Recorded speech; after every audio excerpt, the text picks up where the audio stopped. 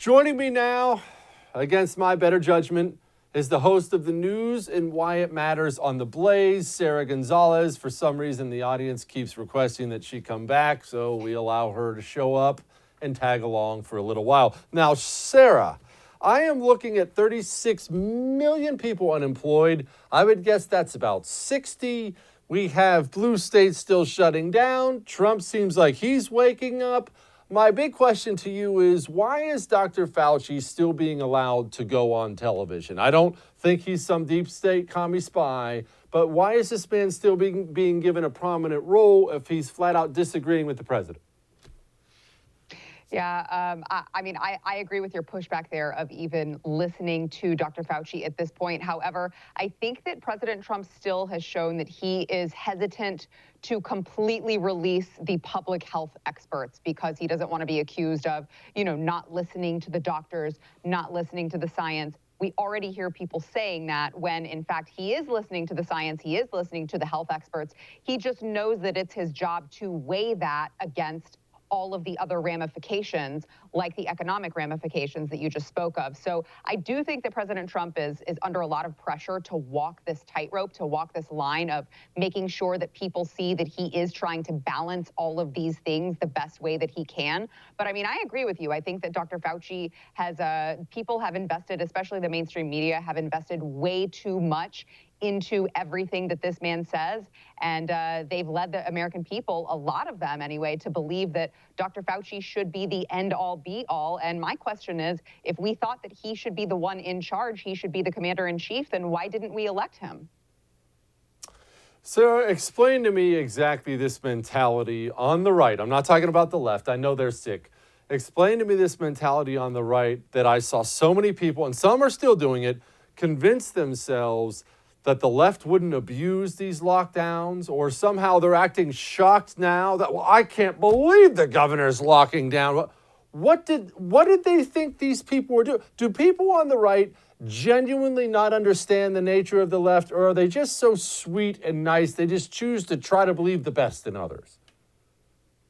I think that the answer is twofold. I think that part of it is that, they want to believe the best in the other side, because you have to admit to yourself when you actually admit the truth, you have to admit to yourself that the left really is all about power and control. And it's a really sad thing to conclude, but it is the truth. But I think the other thing, and I think probably that is more of a factor in this, is that as much as the right talks about the mainstream media being fake news, as much as they talk about not being able to trust CNN and MSNBC, at the end of the day, they have given into the fear that is being propagated by these mainstream media outlets. They have given into this fear that if they step outside their homes, that they might die. And I think that fear is the ultimate factor when you're looking at all of these people on the right who all of a sudden have forgotten that we're supposed to have freedoms, we're supposed to have natural rights, and the government is there to protect them, not to take them away. And I just think fear has completely blinded many people on the right.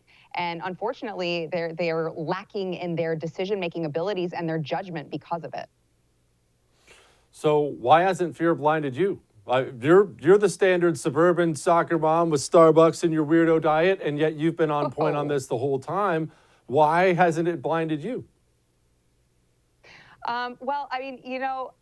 Honestly, I think the biggest factor in that is, number one, I'm a woman, and we know that women are very, very smart. I'm sure that you would agree on that, Jesse. But number two is that I have looked into previous to this coronavirus epidemic, I've looked into a lot of things having to deal with the immune system. And so viruses don't scare me as much as they might scare someone who isn't in tune with how your immune system works. And, we think about all of these vaccines as being the end all be all for us to be able to live in a healthy society. And I just don't find that to be true. I also know enough about the economy. I also know enough about, having a small business. I am a small business owner. So I know the ramifications if you tell people that they have to shut down. If you tell people that they can't turn their lights on, they can't pay their employees. I see how that affects everyone because I do run a business. And so I think that those two factors, just knowing all of these things,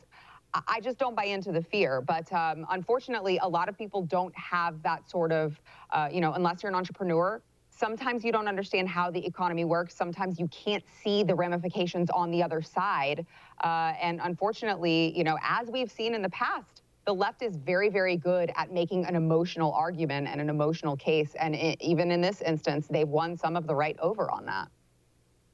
Does location have something to do with that? You reside now in Texas now that you're a citizen here. You're not in D.C., in New York City. Not that I have anything against New York City. D.C. sucks. I absolutely hate the place. But I feel like all the media is produced there. So all the panic came from there, from the politicians and the pundits. And honestly, most of the people I've agreed with, most of my buddies who've agreed with me are people who don't reside there. Do you think that has anything to do with it? Yeah, no, I think that you bring up a great point, and I think that I would give a lot of credence to that. That D.C. and New York, they live in a bubble. Not only did they live in a bubble before this pandemic started, but now you're seeing that the people who already lived in a bubble, who thought that their way of life was the only way of life, now you're seeing, especially in New York, anyway, you're seeing New York City become more affected than the other parts of the country. And so I do think that the result of that is that they can't see outside themselves. They can't see outside of their own perspective. We already knew that going into this. I'd imagine that would have magnified the problem, 10 times worse now that they are involved in a global pandemic and they see what's going on right there in front of them. They can't hardly imagine that possibly that might not be happening in all of the other parts of the country. Sara, changing gears here, I am starting to get really worried about the anger levels I'm seeing out there. Now, I'm not surprised at it. I don't blame anybody for being mad. I've been furious the whole time, but I'm not worried about me. I'm not worried about you. I'm worried about unbalanced people. We know there's a real mental health issue out there right now, and now we've cost people their jobs. People were drinking too much, doing too many drugs. We have these angry protests, and again, I'm not blaming anybody. I'd be mad too, but I'm worried about somebody getting hurt now, and I feel like the politicians do not realize that is becoming the likely outcome from all this. Yeah, I completely agree. And it was people like you and I who raised that alarm at the beginning of all this and said, hey, guys, you can't just look at the number of fatalities from a particular virus. You have to look at all of the surrounding factors. You have to look at everything that this virus is going to affect, including the mental health of the people who are being told by the government that they have to stay at home, that they're not allowed to work, that they're not allowed to provide for themselves and their families. I mean, we just saw this story of a child, I believe it was here in Texas, if I'm not mistaken, but a child who had been forced to stay in a storage shed since his school got out because of the coronavirus pandemic, and his grandmother was abusing him. I think we're going to uncover a lot more stories just like that because people were not ready for this. People were not ready to be stuck at home. There are a lot of really bad people. And unfortunately, them going to work or them getting away from their families was the best thing for that family in that particular situation.